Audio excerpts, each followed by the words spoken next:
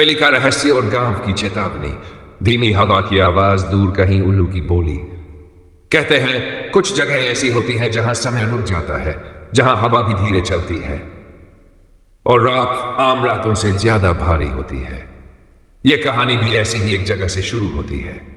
एक छोटा सा गांव, नक्शे में मुश्किल से दिखने वाला, चारों तरफ खेत, कच्ची सड़कें और बीच में बसा हुआ घर।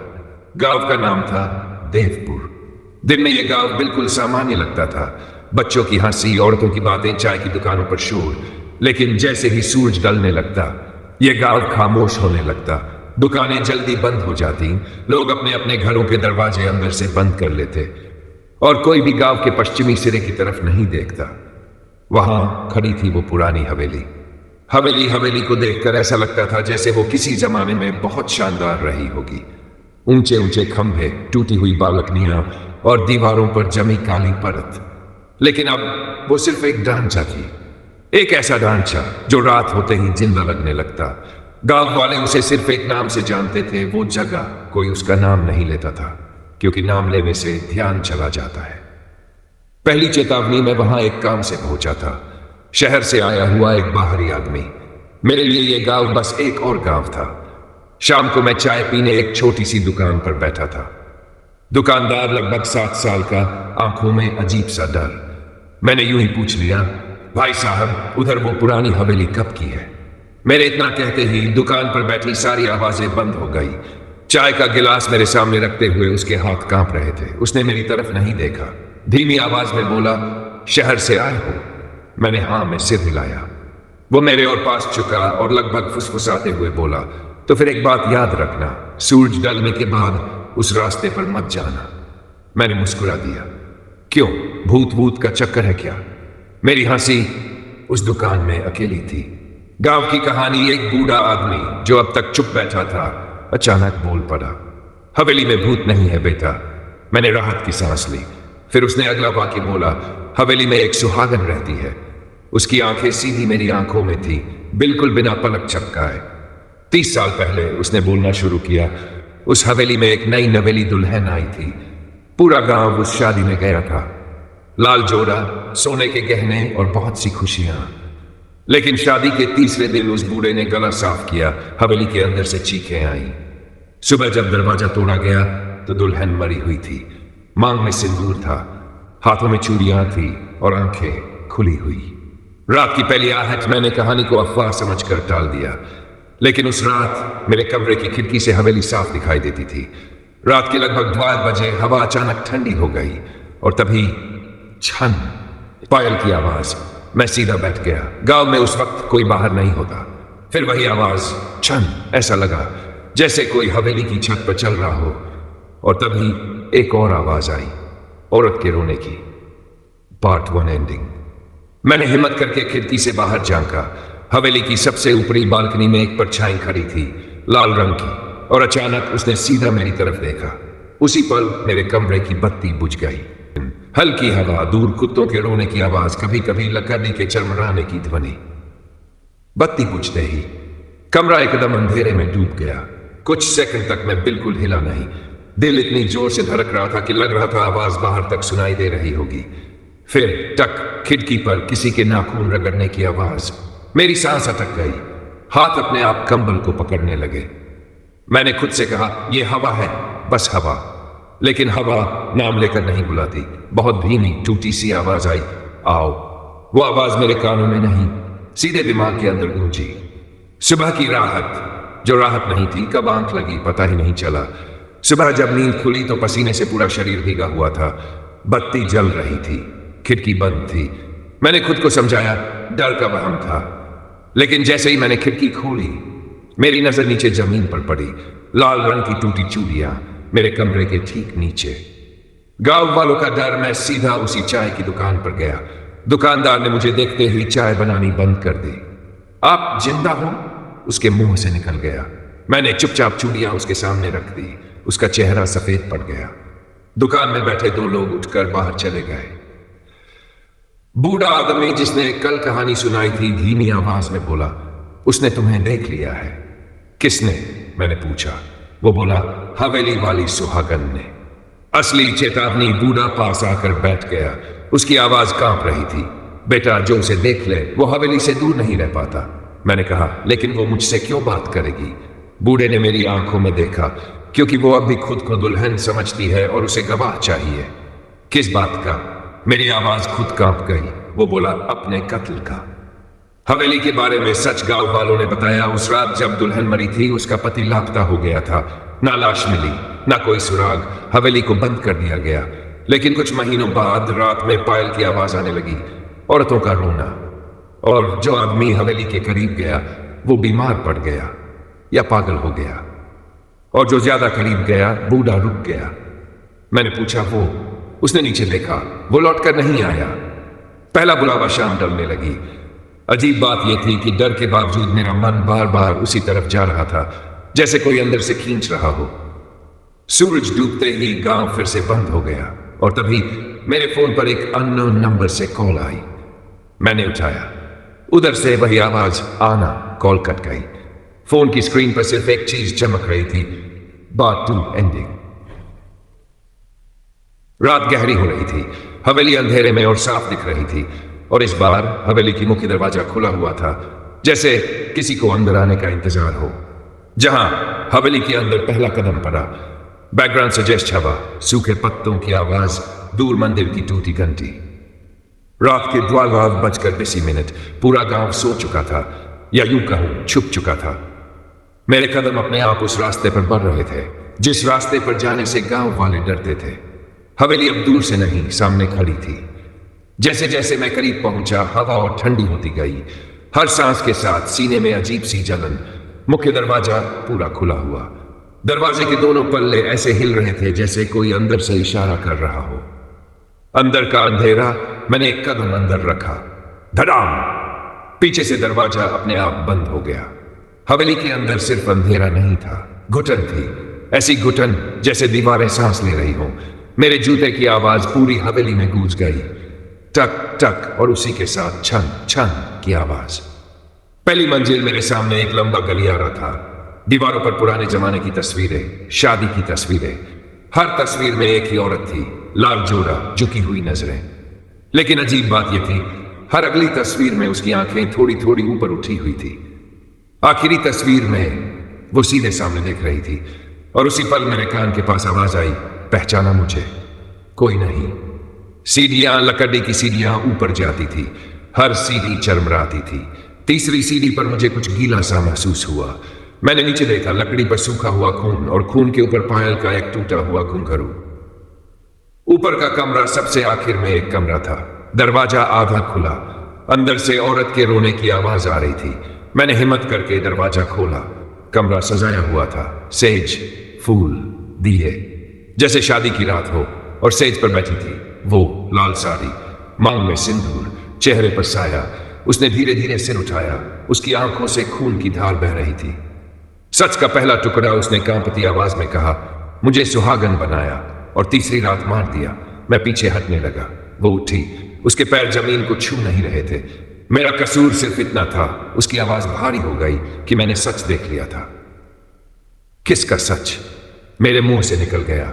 उसने मुस्कुराया, और कमरे की दीवार पर एक साया उभरा, एक आदमी का। Part 3 ending mode. वो आदमी अचानक मेरी तरफ मुड़ा, और अगले ही पल वो साया मेरे अंदर घुस गया। मेरे कानों में एक साथ कई आवाजें गूंजने लगीं, अब तुम जाओगे नहीं। और तभी मेरे पीछे किसी ने दरवाजा बंद कर दिया। दरवाजा बंद होते ही कमरे का अंधेरा और गाढ़ा हो गया। मेरे जिस्म में अजीब सी सुन्नता फैलने लगी।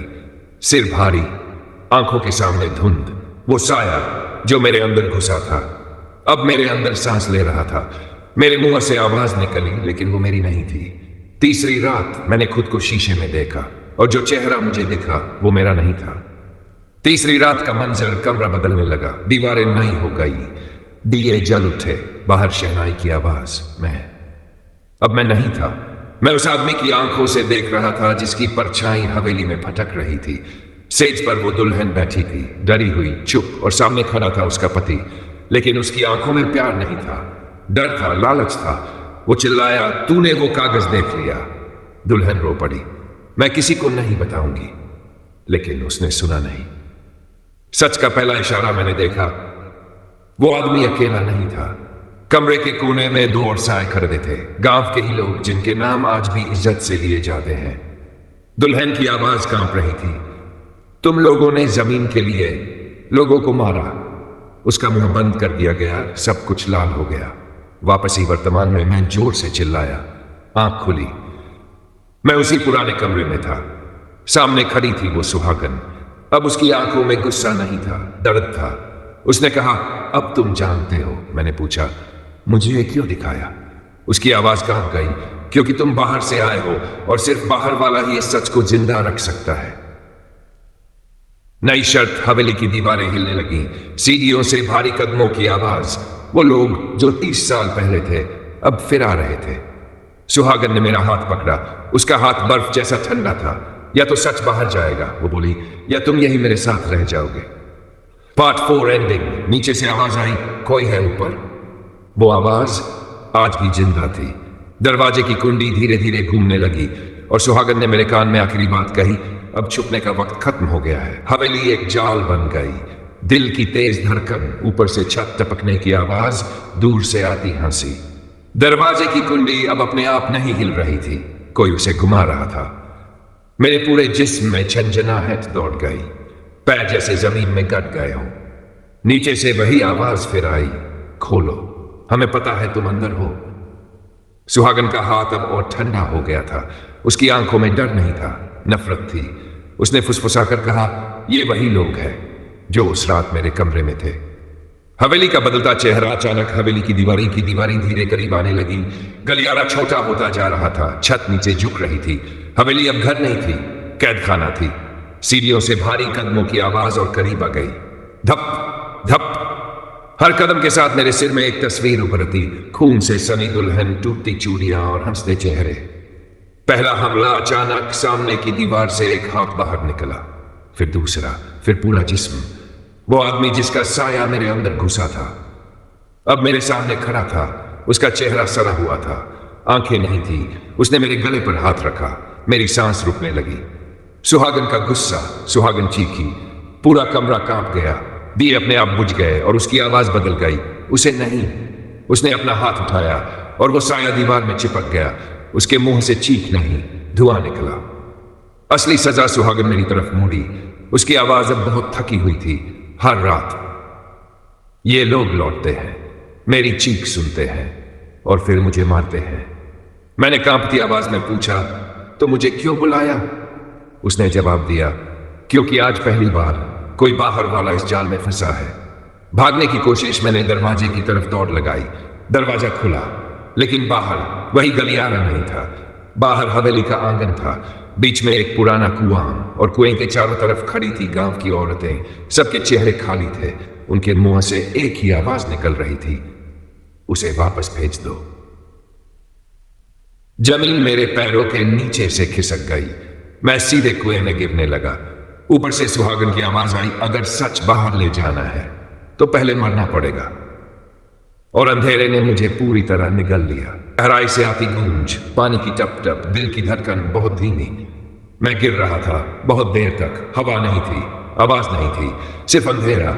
और फिर छपाक, ठंडा पानी। मेरे फेफड़ों में पानी भरने लगा, हाथ पैर बेकाबू होने लगे।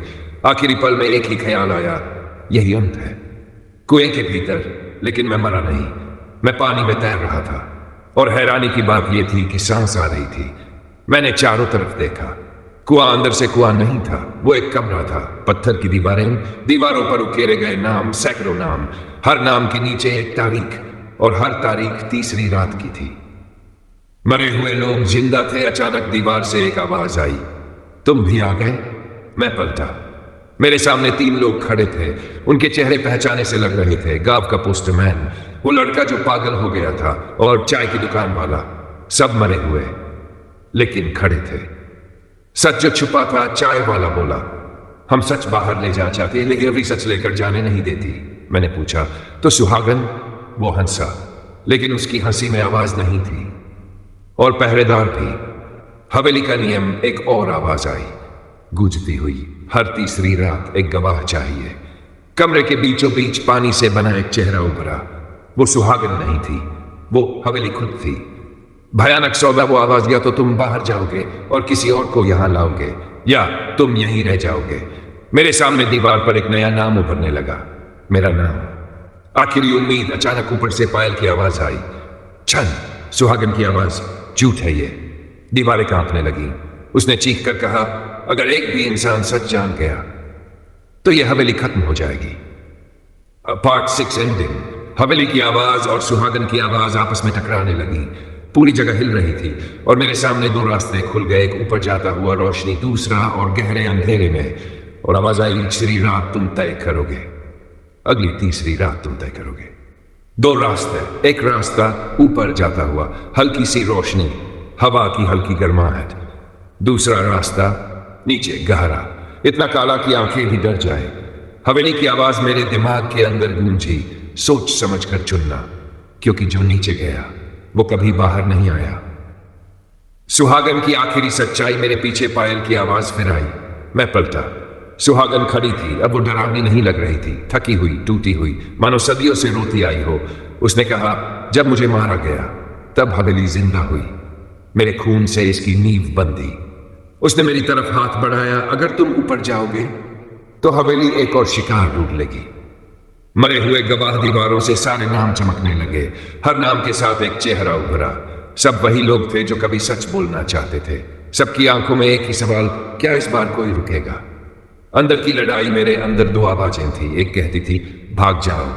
दूसरी फुसफुसाती थी, अगर तुम भी भाग गए तो अगला कौन? मैंने नीचे वाले रास्ते की तरफ देखा। अंधेरा, लेकिन उसमें सच की गंध थी। फैसला। मैंने एक कदम नीचे की तरफ बढ़ाया। हवेली चीखी। पूरी जमीन कांप उठी। नहीं, दीवारों में दरारें पड़ने लगी, छत से पत्थर गिरने लगे। सुहागन रो पड़ी, तुम जानते नहीं तुम क्या करने जा रहे हो। मैंने कहा, अगर सच जानना मरना है तो यही सही। नीचे का रास्ता। जैसे ही मैं नीचे उतरा, हवा बदल गई, गर्मी, जलन, दीवारों पर खून से लिखे शब्द। तीसरी रात सिर्फ शुरुआत थी। और फिर मैंने देखा, भयानक खुलासा। एक बड़ा सा कक्ष, बीच में एक पत्थर की वेदी, और उस वेदी पर हवेली का दिल, धड़कता हुआ, लाल, जीवित, और उसी दिल से सैकड़ों साए बंधे हुए थे। Part 7 ending. हवेली की आवाज अब गिड़गिड़ाने लगी, अगर इसे तोड़ा तो तुम भी। मैंने हाथ बढ़ाया और उसी पल पीछे से किसी ने कहा, हम भी तुम्हारे साथ हैं। मैं पलटा। वो सारे मरे हुए गवाह खड़े थे। एक आखिरी बार। हवेली का दिल टूटा। बैकग्राउंड धीमी धड़कन, दूर से आती तेज हवा, लगातार गूंज। हवेली का दिल मेरे सामने धड़क रहा था। हर धड़कन के साथ पूरी हवेली कांपती। छत से पत्थर गिरते, दीवारों से चीखें निकलती। वो दिल सिर्फ मांस नहीं था, वो हर तीसरी रात का डर था। मरे हुए गवाहों की कसम। मेरे चारों तरफ वो सब खड़े थे जो कभी बाहर नहीं जा पाए। उनके चेहरे अब डरावने नहीं थे, शांत थे। चाय वाला बोला, अगर आज भी कोई पीछे हटा तो यह हवेली कभी नहीं टूटेगी। मैंने हाथ हवेली के दिल पर रखा। वो जल रहा था, जैसे किसी ने जिंदा आग पकड़ने को कहा हो। हवेली की आखिरी चाल। अचानक सब कुछ बदल गया। मैं फिर से अपने कमरे में था। सुबह की रोशनी, मोबाइल बज रहा था, एक आवाज, सपना था। मैंने राहत की सांस ली, लेकिन तभी बाथरूम के शीशे में मुझे वो दिखी, सुहागन। उसने सिर हिलाया, मत मानो, सच बनाम डर। मैं फिर उसी कक्ष में था। हवेली की आवाज अब रो रही थी, मैं बिना डर के मर जाऊंगी। डर ही तो मेरी सांस है, मैंने कहा, और डर ही तेरा अंत बनेगा। अंतिम बार मैंने पूरी ताकत से हवेली के दिल को खींचा। एक चीख जो इंसान की नहीं थी। पूरी हवेली एक साथ चिल्लाई। सुहागन की आवाज, अब छोड़ दो। और मैंने दिल तोड़ दिया। सब कुछ रुक गया, धड़कन बंद, आवाजें गायब। अंधेरा धीरे धीरे हल्का होने लगा। एक एक करके सारे साए मुस्कुराए और गायब हो गए। सुहागन आखिरी बार मेरे सामने आई। उसकी आंखों में आंसू थे। अंत या शुरुआत? मैं जमीन पर गिर पड़ा। जब आंख खुली, सुबह थी। गांव के लोग मेरे चारों तरफ खड़े थे। किसी ने कहा, हवेली गिर गई। मैंने पीछे देखा, वहां कुछ भी नहीं था, सिर्फ खुली जमीन। और उस जमीन के बीचों बीच एक चीज पड़ी थी, मेरे हाथ पर लगी लाल पायल। और तभी मेरे कान में बहुत धीमी आवाज आई, तीसरी रात कभी पूरी तरह खत्म नहीं होती।